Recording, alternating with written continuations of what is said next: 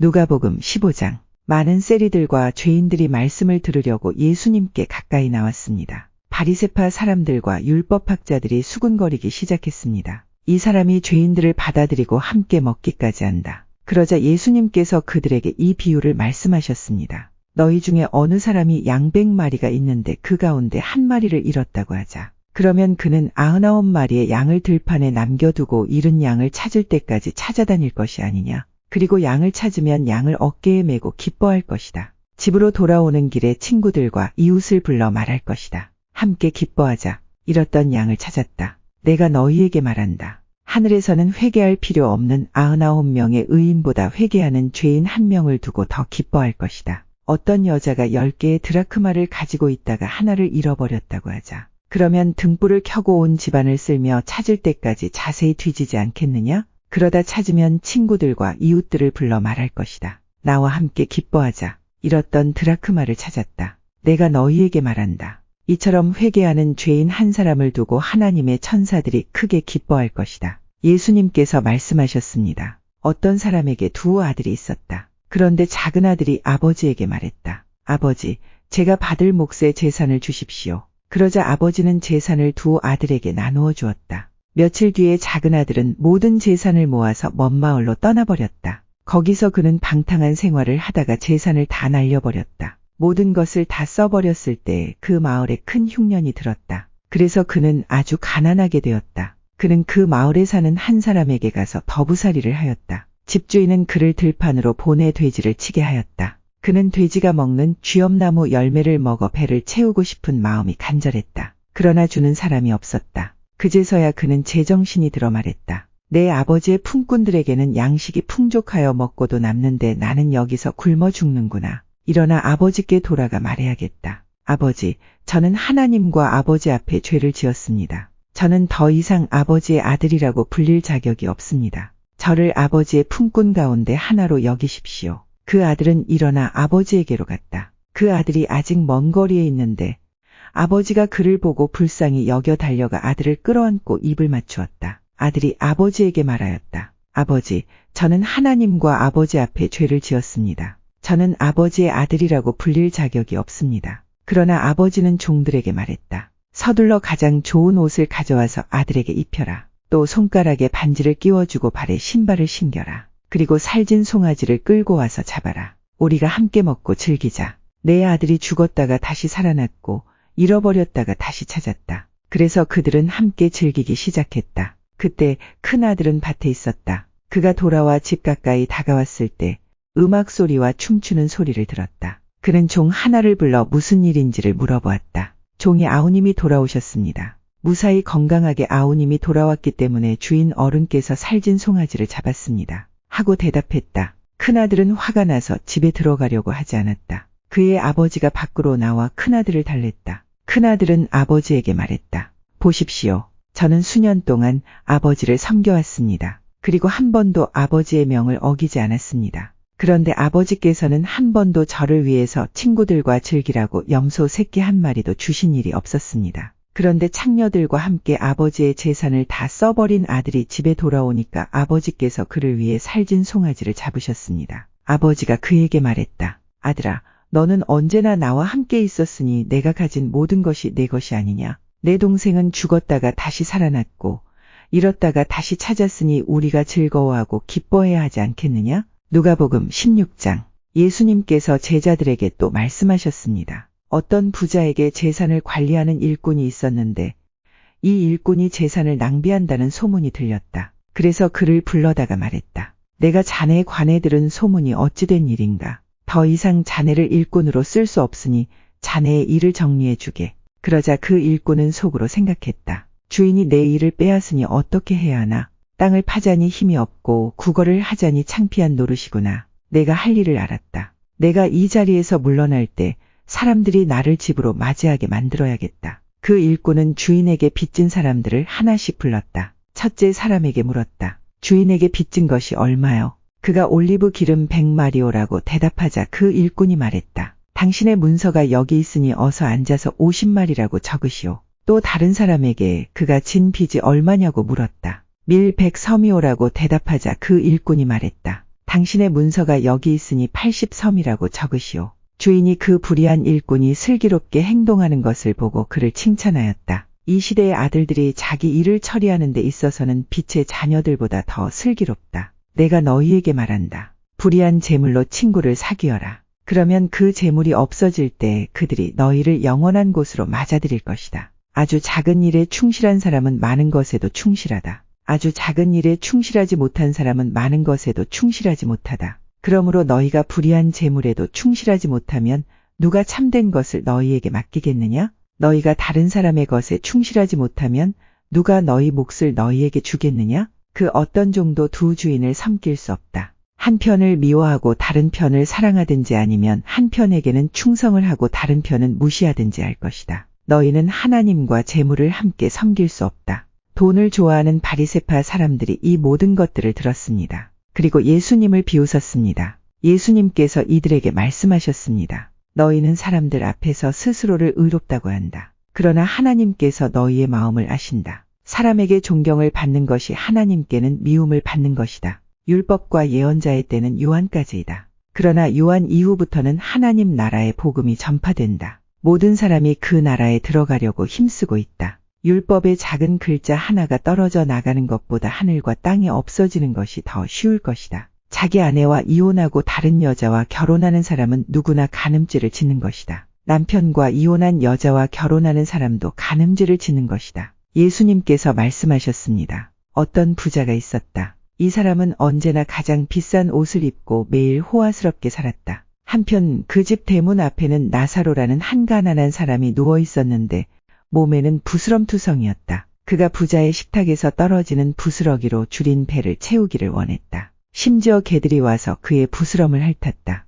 어느 날 그 거지가 죽어 천사들에게 이끌려 아브라함의 팔에 안겼다. 부자도 죽어 땅에 묻혔다. 부자는 지옥에서 고통 가운데 있다가 눈을 들어보았다. 멀리 아브라함이 보이고 나사로가 그의 품에 안겨 있는 것을 보았다. 그가 소리쳐 말했다. 아버지 아브라함이여, 제게 자비를 베풀어 주십시오. 제 혀를 적실 수 있도록 나사로의 손가락 끝에 물을 찍어 제게 보내주십시오. 제가 이 불꽃 가운데서 몹시 고통을 당하고 있습니다. 그러나 아브라함은 말했다. 얘야, 내가 살아있을 때의 좋은 것을 마음껏 누렸고 나사로는 온갖 나쁜 것을 겪은 것을 기억하여라. 이제 나사로는 여기서 위로를 받고 너는 고통을 받는다. 이뿐 아니라 우리와 너희 사이에는 큰 구렁이 있어서 어느 누구도 너희를 돕기 위해 건너갈 수 없고 아무도 그곳에서 우리에게로 건너올 수 없다. 부자가 말했다. 그러면 제발 부탁입니다. 아버지, 나사로를 내 집안에 보내주십시오. 제게 형제가 5명이 있는데 나사로가 가서 증언하여서 그들이 이 고통받는 곳에 오지 않게 해주십시오. 아브라함이 대답했다. 그들에게는 모세와 예언자들이 있다. 그들은 그 소리를 들어야 한다. 부자가 말했다. 그렇지 않습니다. 아버지 아브라함이여, 누군가 죽었다가 살아나 그들에게로 가면 그들이 회개할 것입니다. 아브라함이 그에게 대답했다. 만일 그들이 모세와 예언자들의 말을 듣지 않는다면 죽은 사람이 다시 일어나도 그들은 믿지 않을 것이다. 누가복음 17장. 예수님께서 제자들에게 말씀하셨습니다. 죄짓게 하는 일이 없을 수는 없다. 그러나 죄짓게 하는 사람에게는 화가 있다. 어린아이 하나라도 죄짓게 하면 차라리 자기 목에 연자 맷돌을 달고 바다에 빠지는 것이 더 나을 것이다. 너희는 조심하여라. 만약 내 형제가 죄를 짓거든 책망하여라. 그러나 회개하거든 용서하여라. 만일 내 형제가 하루에 7번이라도 내게 죄를 짓고 그때마다 돌아와서 잘못했다고 빌면 용서해 주어라. 사도들이 주님께 말했습니다. 우리의 믿음을 더하여 주십시오. 주님께서 말씀하셨습니다. 만일 너희에게 겨자씨만한 믿음이 있으면 이 뽕나무더러 뿌리째 뽑혀 바다에 심겨라 해도 그것이 내 말에 순종할 것이다. 너희 가운데 밭을 갈거나 양을 치는 일을 맡은 종이 있는데 그가 밭에서 돌아오면 어서 이리 와서 앉아 먹어라 하고 말할 사람이 누가 있겠느냐? 오히려 종에게 너는 내가 먹을 것을 준비하고 내가 먹고 마시는 동안 허리를 동이고 시중들다가 그 후에 먹고 마시라 하지 않겠느냐? 이와 같이 너희도 명령받은 것을 다 행하고 나서 우리는 가치 없는 종입니다. 우리는 그저 해야 할 일을 했을 뿐입니다. 라고 말해야 할 것이다. 예수님께서 예루살렘으로 가시는 길에 사마리아와 갈릴리 사이를 지나시게 되었습니다. 예수님께서 어떤 마을에 들어가시다가 10사람의 문둥병 환자를 만났습니다. 그들은 멀리 서서 목소리를 높였습니다. 예수 선생님, 우리에게 자비를 베풀어 주십시오. 예수님께서 그들을 보시고 제사장에게 가서 너희 몸을 보여라 하고 말씀하셨습니다. 그들은 가는 도중에 몸이 깨끗하게 되었습니다. 그들 가운데 하나가 자기가 나은 것을 보고 돌아와서 큰 소리로 하나님께 영광을 돌렸습니다. 그리고 예수님의 발 앞에 엎드려 감사를 드렸습니다. 그는 사마리아 사람이었습니다. 예수님께서 말씀하셨습니다. 10사람이 다 깨끗하게 되지 않았느냐? 그런데 9은 어디 있느냐? 이 이방인 외에는 하나님께 영광을 돌리러 돌아온 사람이 없단 말이냐? 그리고 그에게 말씀하셨습니다. 일어나 가거라.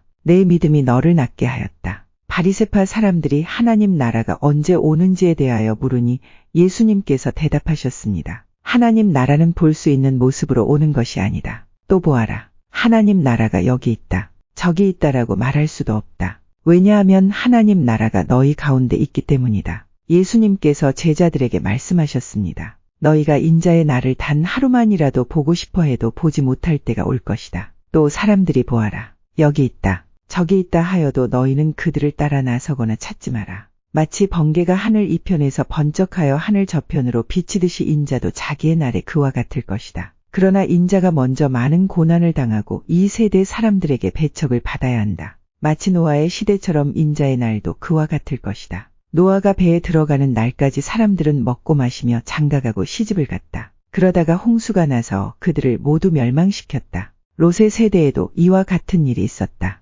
사람들이 먹고 마시며 사고 팔고 심고 집을 지었다. 그러나 롯이 소돔을 떠나던 날 하늘에서 불과 유황이 비오듯이 쏟아져 모두 멸망당하고 말았다. 인자가 나타나는 날에도 바로 그와 같을 것이다. 그날에 지붕 위에 있는 사람은 집 안에 있는 물건을 가지러 내려가지 마라. 들에 있는 사람도 돌아가지 마라. 롯의 아내를 기억하여라. 누구든지 자기의 생명을 지키려고 하는 사람은 잃을 것이다. 그러나 자기 생명을 버리는 사람은 얻을 것이다. 내가 너희에게 말한다. 그날에 두 사람이 한자리에 누워 있을 것이나 하나는 데려가고 하나는 남겨둘 것이다. 두 여자가 같은 곳에서 함께 맷돌을 갈고 있을 것이나 하나는 데려가고 하나는 남겨지게 될 것이다. 그때 제자들이 대답했습니다. 주님, 어디에서 그런 일이 일어나겠습니까? 예수님께서 제자들에게 시체가 있는 곳에는 독수리들이 모인다 라고 말씀하셨습니다. 누가복음 18장.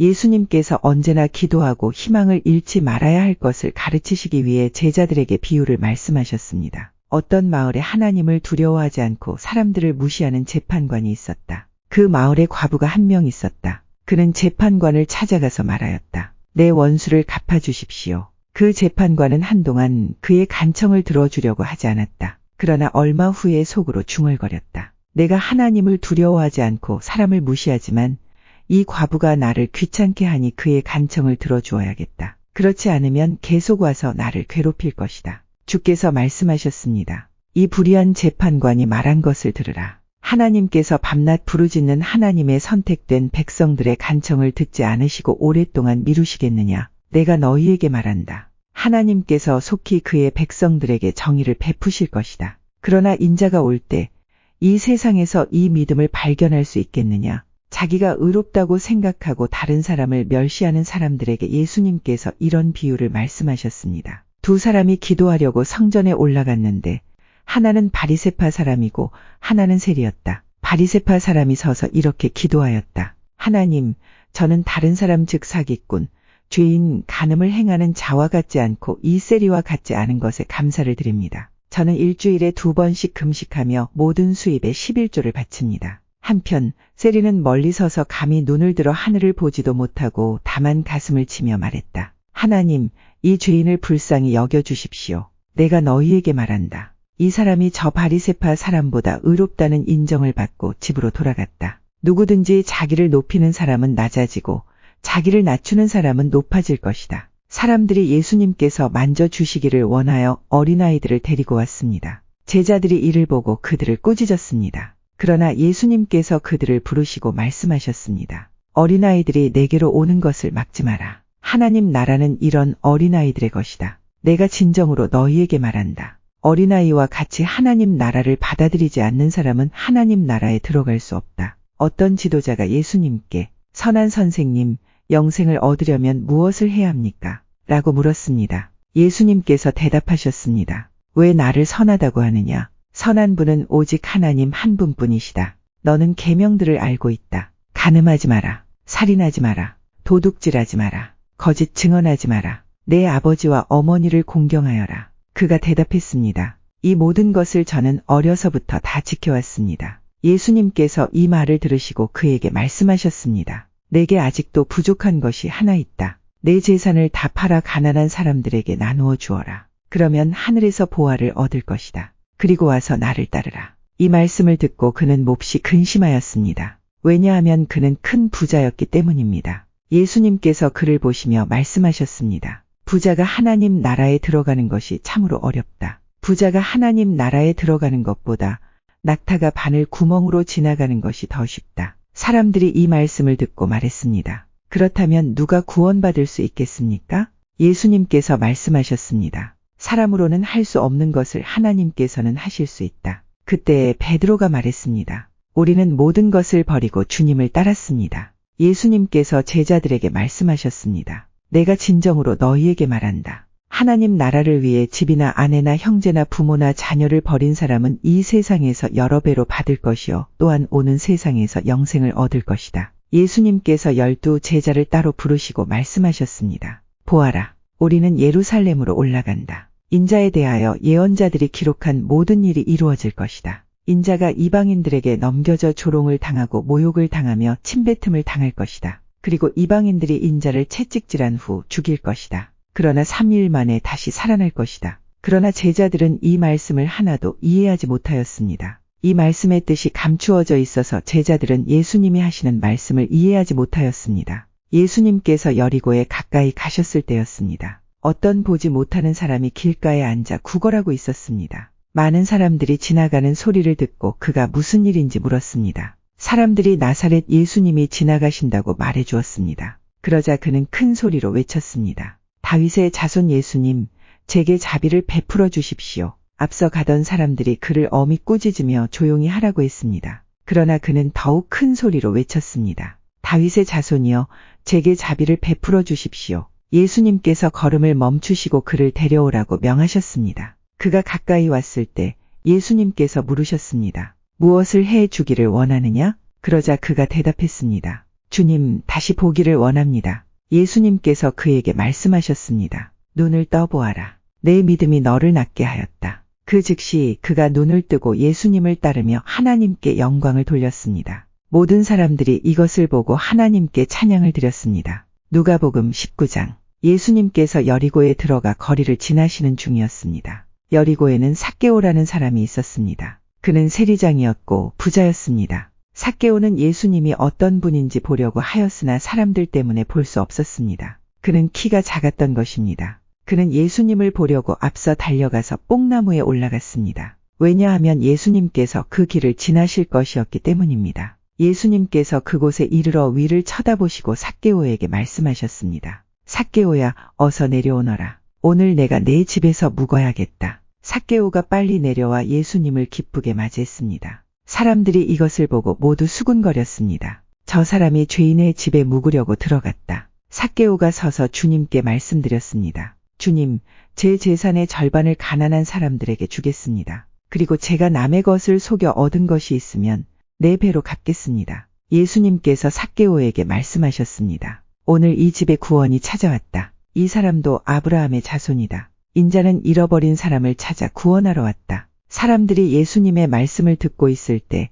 예수님께서 비유를 들어 말씀해 주셨습니다. 이 비유를 드신 것은 예수님께서 예루살렘에 가까이 오셨으므로 사람들이 곧 하나님 나라가 나타날 것으로 생각하였기 때문입니다. 예수님께서 말씀하셨습니다. 어떤 귀족이 왕위를 받아 오려고 먼 나라로 가게 되었다. 그는 10명의 종을 불러 한 문화씩 10문화의 돈을 나누어 주면서 말했다. 내가 돌아올 때까지 장사를 하여라. 그러나 그의 백성들은 그를 미워하며 밀사를 뒤따라 보내어 왕위를 줄 사람에게 말을 전하였다. 우리는 이 사람이 우리의 왕이 되는 것을 원하지 않습니다. 그러나 그 귀족은 왕위를 받아가지고 돌아와서 돈을 맡겼던 종들을 불러 장사를 어떻게 했는지 알아보려고 하였다. 첫 번째 종이 와서 말했다. 주인님, 주인님의 한 문화로 10문화를 만들었습니다. 왕이 그에게 말했다. 잘하였다. 착한 종아. 내가 아주 작은 일에 충실하였으니 내게 10마을을 맡기겠다. 두 번째 종도 와서 말했다. 주인님, 주인님의 한 문화로 5문화를 만들었습니다.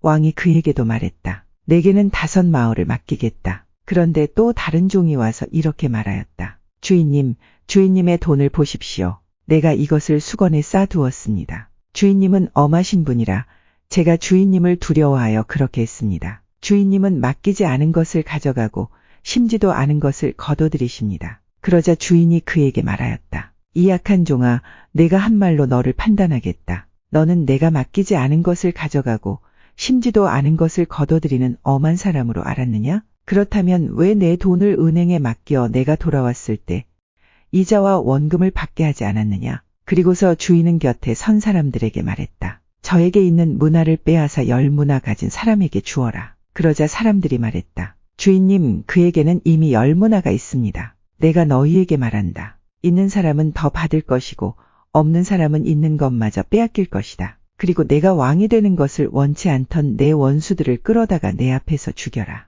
예수님께서 이 말씀을 하시고 앞장서서 예루살렘을 향해 올라가셨습니다. 올리브산 근처에 있는 벳바게와 베다니에 이르렀을 때였습니다. 예수님께서 2 제자를 보내셨습니다. 그리고 말씀하셨습니다. 맞은편 마을로 가거라. 그곳에 들어가면 아무도 타보지 않은 나귀 새끼 한 마리가 매어 있는 것을 볼 것이다. 그것을 풀어 이리 끌고 오너라. 만일 누가 왜 나귀를 푸시오? 하고 묻거든 주님께서 필요하시답니다라고 말하여라. 보냄을 받을 제자들이 가보니 예수님께서 말씀하신 대로 나귀 새끼를 발견했습니다. 그들이 나귀 새끼를 풀자 주인이 그들에게 물었습니다. 왜 나귀 새끼를 푸시오? 제자들이 대답했습니다. 주님께서 필요하시답니다. 제자들이 나귀를 예수님께 끌고 와서 자기들의 겉옷을 벗어 나귀의 등에 펴고 예수님을 태웠습니다. 예수님께서 가실 때에 사람들이 겉옷을 벗어 길에 펼쳤습니다. 예수님께서 올리브산 비탈길 가까이 오셨을 때 모든 제자들이 기뻐하며 큰 소리로 하나님을 찬양하였습니다. 그것은 이들이 여러 가지 기적을 목격했기 때문입니다.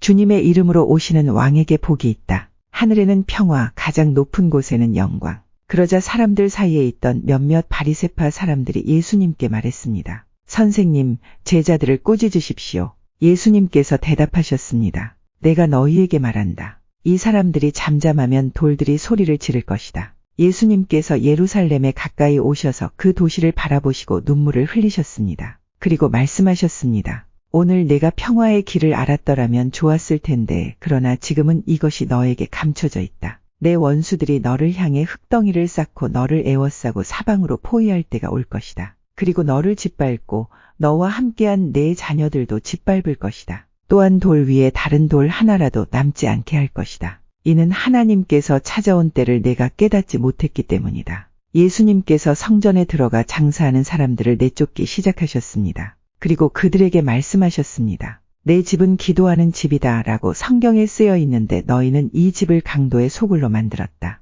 예수님께서 날마다 성전에서 가르치셨습니다. 그러자 대제사장들과 율법학자들 그리고 백성의 지도자들이 예수님을 죽이려고 하였습니다. 그러나 모든 백성들이 예수님의 말씀을 열심히 듣고 있었으므로 예수님을 죽일 방법을 찾을 수 없었습니다. 누가복음 20장. 예수님께서 성전에서 사람들을 가르치시며 복음을 전하고 계셨습니다. 그때 대제사장들과 율법학자들이 장로들과 함께 예수님께 왔습니다. 그리고 예수님께 말하였습니다. 당신이 무슨 권한으로 이런 일을 하는지 우리에게 말해주시오. 누가 이런 권한을 당신에게 주었소?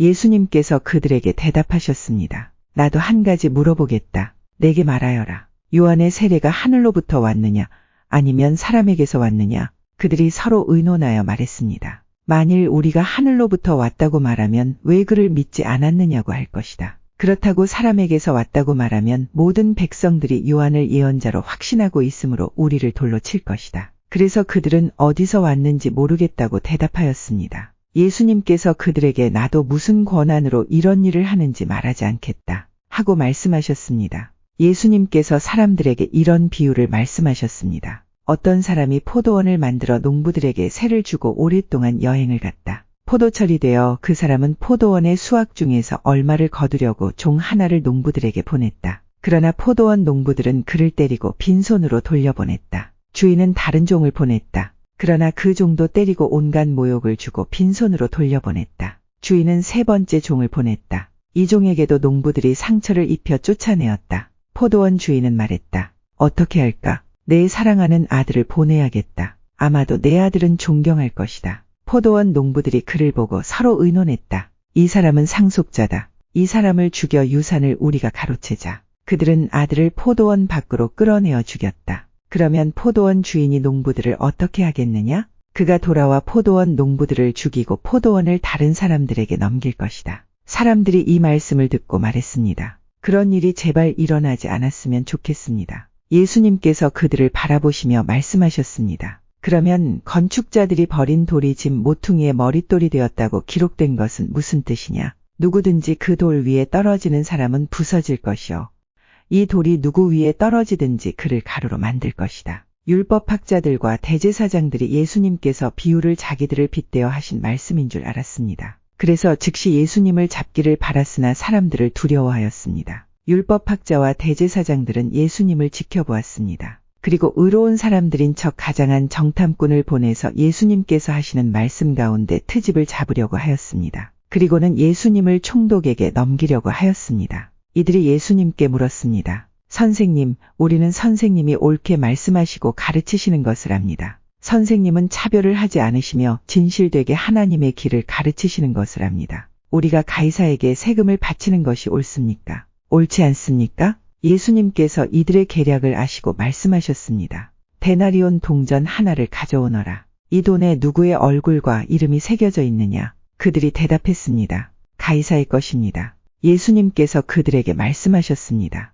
가이사의 것은 가이사에게, 하나님의 것은 하나님께 바쳐라. 그들은 사람들 앞에서 예수님의 말씀을 트집 잡을 수 없었습니다. 오히려 예수님의 대답에 놀라서 말문이 막히고 말았습니다. 부활이 없다고 하는 사두개파 사람들 가운데 몇몇이 예수님께 왔습니다. 그리고 예수님께 물었습니다. 선생님, 모세는 형이 자식 없이 아내를 두고 죽으면 동생이 형수와 결혼하고 형을 위해서 자식을 낳아야 한다고 했습니다. 그런데 7 형제가 있었습니다. 첫째가 아내를 얻었으나 자식이 없이 죽었습니다. 그리고 둘째도 자식 없이 죽었습니다. 셋째도 마찬가지였습니다. 결국 7 형제가 모두 자식이 없이 죽었습니다. 마침내 그 여자도 죽었습니다. 그러면 부활 때 그는 누구의 아내가 되어야 합니까? 7 형제가 모두 그를 아내로 맞이하였으니 말입니다. 예수님께서 그들에게 말씀하셨습니다. 이 세대의 아들들은 장가가고 시집간다. 그러나 죽었다가 다시 부활하여 하늘나라에서 살 자격이 인정된 사람들은 장가도 가지 않고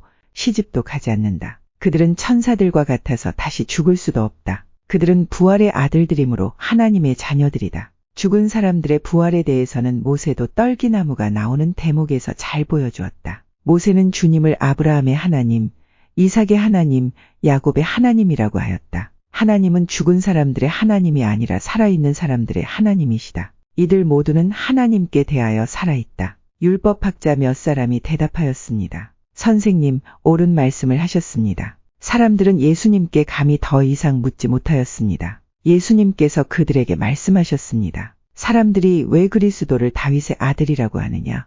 다윗이 시편에서 직접 말하였다. 주께서 내 주에게 말씀하셨습니다. 너는 내 오른쪽에 앉아라. 내가 내 원수들을 내 발판으로 삼을 때까지. 다윗이 그리스도를 주님이라고 하였는데 어떻게 그리스도가 다윗의 자손이 되겠느냐? 모든 백성들이 듣고 있을 때에 예수님께서 제자들에게 말씀하셨습니다. 율법학자를 주의하여라. 이들은 긴 옷을 입고 다니는 것을 좋아하며 시장에서 인사받는 것과 회당과 잔치에서 윗자리를 좋아한다. 이들은 과부의 집을 삼키며 남에게 보이려고 길게 기도한다. 이들은 더 큰 심판을 받을 것이다.